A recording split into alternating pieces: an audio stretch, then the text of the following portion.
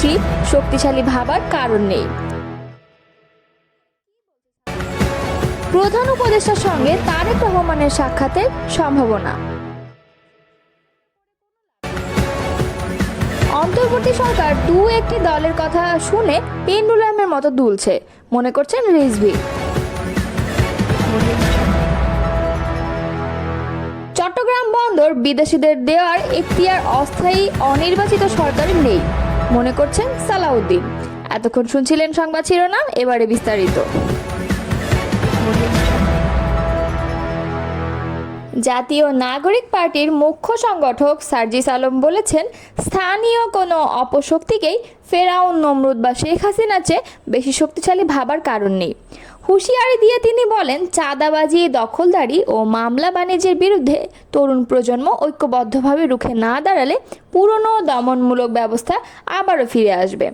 সোমবার বিকালে Thakurgaon eco social development organisation মিলনায়তনে পাবলিক বিশ্ববিদ্যালয়ে অধ্যয়নরত শিক্ষার্থীদের সংগঠন ঠাকুরগাঁও চিরন্তন আয়োজিত এক সংবর্ধনা অনুষ্ঠানে তিনি এসব কথা বলেন।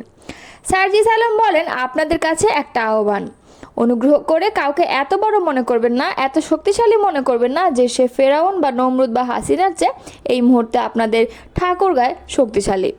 যে কোনো অন্যায়, অপকর্ম এগুলো আমাদের সামনে নিয়ে আসতে হবে। সবার খারাপ আমলনামা মানুষের সামনে প্রকাশ্যে নিয়ে আসতে হবে। তিনি বলেন, আপনাদের ঠাকুরগাঁয়ের কথা কখনোই চিন্তা করেন।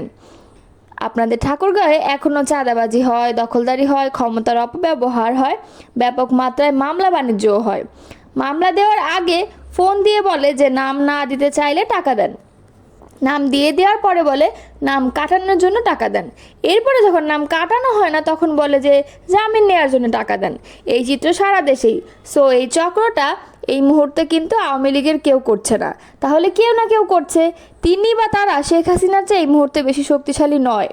ঠাকুরগাঁও চিরন্তনের সভাপতি সুজন আলীর সভাপতিত্বে এবং সাধারণ সম্পাদক জিহাদুজ্জামান জিসানের সঞ্চালনায় এই অনুষ্ঠানে উপস্থিত ছিলেন ইএসডিওর প্রতিষ্ঠাতা ও নির্বাহী পরিচালক ডক্টর মোহাম্মদ শহীদুজ্জামান, গণ অধিকার পরিষদের মুখপাত্র ফারুক হাসান।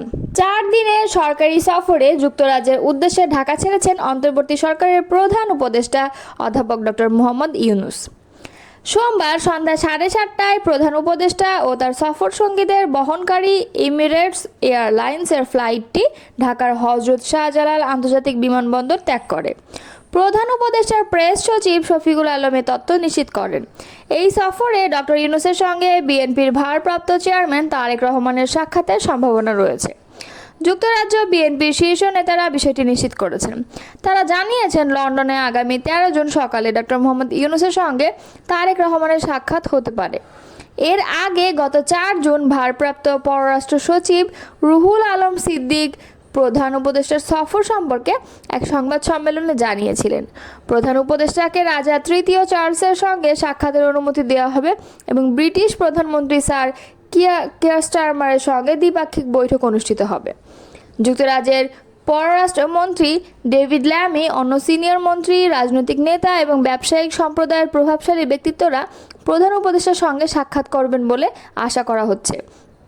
বিশ্বব্যাপী গুরুত্বপূর্ণ অবদানের স্বীকৃতিস্বরূপ ডক্টর ইউনূসকে রাজা তৃতীয় চার্লস কিং চার্লস তৃতীয় হারমোনি অ্যাওয়ার্ড 2025-এর জন্য মনোনীত করেছেন। জনগণ এবং পরিবেশের মধ্যে শান্তি, স্থায়িত্ব এবং সম্প্রীতি প্রচারে তার আজীবন কাজের সম্মানার্থে তাকে এই পুরস্কারে ভূষিত করা হবে।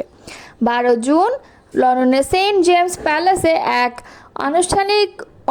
আনুষ্ঠানিক অনুষ্ঠানে এই পুরস্কার প্রদান করা হবে। 1990 সালে প্রতিষ্ঠিত দ্য কিংস ফাউন্ডেশন তৎকালীন প্রিন্স অব ওয়েলসের প্রতিষ্ঠিত একটি যুক্তরাজ্য ভিত্তিক দাতব্য সংস্থা। প্রতি বছর টেকসই উন্নয়ন এবং মানবিক কারণে অনুকরণীয় সাফল্য অর্জনকারী ব্যক্তিদের এই মর্যাদাপূর্ণ পুরস্কার প্রদান করে ফাউন্ডেশনটি। প্রধান উপদেষ্টার সফরে বাংলাদেশের গণতান্ত্রিক উত্তরণে যুক্তরাজ্যের সমর্থনের বিষয়টি বিশেষভাবে গুরুত্ব পাবে। পাশাপাশি পাচার হওয়া অর্থ ফেরত আনার বিষয়টিতেও প্রাধান্য দেবে বাংলাদেশ। সফর শেষে আগামী 14 জুন প্রধান উপদেষ্টা দেশে ফিরবেন বলে আশা করা হচ্ছে।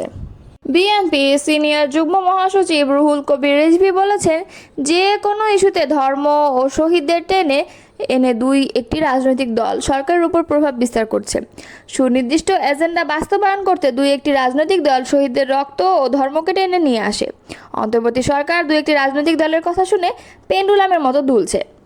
সোমবার রাজধানীর নয়াপল্টনে বিএনপির কেন্দ্রীয় কার্যালয়ে সাংবাদিকদের সঙ্গে আলাপকালে এসব কথা বলেন তিনি। ডিসেম্বর নির্বাচনের উপযুক্ত সময় বলে মন্তব্য করে বিএনপির মুখপাত্র বলেন, কোনো এক রাজনৈতিক দলের নেতা বলেছেন, শহীদদের মর্যাদা ক্ষুণ্ণ হয় এমন কাজ করা যাবে না। তারা ৭১-এর শহীদদের কথা কি ভুলে গেছেন? ১৯৮৬ সালের নির্বাচনের কথা কি ভুলে গেছেন? আসলে তারা ধর্মকে পুঁজি করে রাজনীতি করতে চান। তিনি বলেন, এপ্রিল মাসে তো প্রচণ্ড খরতাপ থাকে, ঝড় বৃষ্টি হয়, এসএসসি পরীক্ষা সহ অন্যান্য পরীক্ষা হয়ে থাকে, মাদ্রাসার পরীক্ষা থাকে, সে সময় কেবল রোজার ঈদ শেষ হবে। এপ্রিলে নির্বাচন হলে রমজানের প্রচারণা চালাতে হবে, রোজা রেখে প্রচারণা চালাবে কিভাবে? মানুষ রোজা রাখবে না নির্বাচনের প্রচারণা চালাবে? রুহুল কবির রিজভী বলেন, জনগণের আবেগ ধারণ করলে সরকার বিতর্কিত হবে না, তবে বিশেষ কোনো দলকে সুবিধা দিতে গেলে সরকারের প্রতি মানুষের আস্থা নষ্ট হবে। বিএনপির এই নেতা আরও বলেন, দেশে করোনার প্রাদুর্ভাব বাড়লেও উল্লেখযোগ্য কোনো পদক্ষেপ নিচ্ছে না অন্তর্বর্তী সরকার। কোরবানির পশুর চামড়ার ন্যায্য মূল্য থেকে চামড়া বিক্রেতারা বঞ্চিত হয়েছেন। সাধারণ মানুষ স্বাচ্ছন্দ্যে ঈদ করতে পেরেছে কিনা এমন প্রশ্ন রেখে রিজভী বলেন, চাঁদাবাজ দখলদারদের কেন ধরা হচ্ছে না? সব অন্যায়ের বিপক্ষে বিএনপির অবস্থান। চট্টগ্রাম বন্দর বা রাখাইন করিডর বিদেশি কোম্পানির হাতে তুলে দেওয়ার মতো গুরুত্বপূর্ণ সিদ্ধান্ত কেবলমাত্র একটি জনগণের নির্বাচনে নির্বাচিত রাজনৈতিক সরকারের মাধ্যমেই নেওয়া যেতে পারে বলে মন্তব্য করেছেন বিএনপির স্থায়ী কমিটির সদস্য ও সাবেক প্রতিমন্ত্রী সালাউদ্দিন আহমদ। সোমবার সন্ধ্যায় কক্সবাজার জেলা বিএনপির কার্যালয় পরিদর্শন শেষে সাংবাদিকদের সঙ্গে আলাপকালে তিনি একথা বলেন। সালাউদ্দিন আহমদ স্পষ্ট ভাষায় বলেন, জাতীয় ঐক্যমতের ভিত্তিতে গঠিত একটি রাজনৈতিক সরকারই এই ধরনের রাষ্ট্রীয় গুরুত্বপূর্ণ সিদ্ধান্ত নিতে পারে। কোনো অস্থায়ী ও অনির্বাচিত সরকারের সেই এখতিয়ার নেই। এ সময় বিএনপির এই নেতা আগামী জাতীয় নির্বাচন নিয়ে বলেন, এপ্রিল মাস বাংলাদেশের রাজনৈতিক, সামাজিক ও ধর্মীয় বাস্তবতা বিবেচনায় জাতীয় নির্বাচনের জন্য উপযুক্ত নয়। পাবলিক পরীক্ষা, আবহাওয়া, রমজান সব মিলিয়ে ওই সময় নির্বাচন করলে অংশগ্রহণমূলক পরিবেশ তৈরি হবে না। তিনি জানান, বিএনপি চায় দেশের অধিকাংশ রাজনৈতিক দলের সম্মিলিত মতামতের ভিত্তিতে নির্বাচন ডিসেম্বরের আগেই অনুষ্ঠিত হোক। এর আগে সালাউদ্দিন আহমদ কক্সবাজার জেলা বিএনপির কার্যালয়ের পুনর্নির্মাণ কাজ পরিদর্শন করেন। উল্লেখ্য, ২০২৪ সালের ৪ আগস্ট এই কার্যালয়ে আওয়ামী লীগের নেতাকর্মীরা হামলা চালিয়ে পুড়িয়ে দেয় বলে বিএনপির পক্ষ থেকে অভিযোগ করা হয়। তিনি বলেন, বিএনপি মানেই গণতন্ত্রের ঠিকানা। এই কার্যালয়কে একটি আধুনিক বহুতল ভবনে রূপান্তরের পরিকল্পনায় নেওয়া হয়েছে। এদিন বিকেলে পেকুয়া উপজেলা বিএনপির কার্যালয় উদ্বোধন শেষে এক সমাবেশে বক্তব্য রাখেন সালাউদ্দিন আহমদ। পরে তিনি ২০২৪ সালের জুলাই মাসে গণ অভ্যুত্থানে নিহত ছাত্রদল নেতা ওয়াসিমের কবর জিয়ারত করেন এবং ওয়াসিমের পরিবারের সঙ্গে সাক্ষাৎ করেন। তিনি বলেন, বিএনপি বিশ্বাস করে জনগণের ভোটের মাধ্যমে নির্বাচিত সরকারই দেশের ভবিষ্যৎ নির্ধারণ করবে। অস্থায়ী প্রশাসন জাতীয় সম্পদ নিয়ে বড় সিদ্ধান্ত নিলে তা জনগণের প্রতি অবিচার হবে।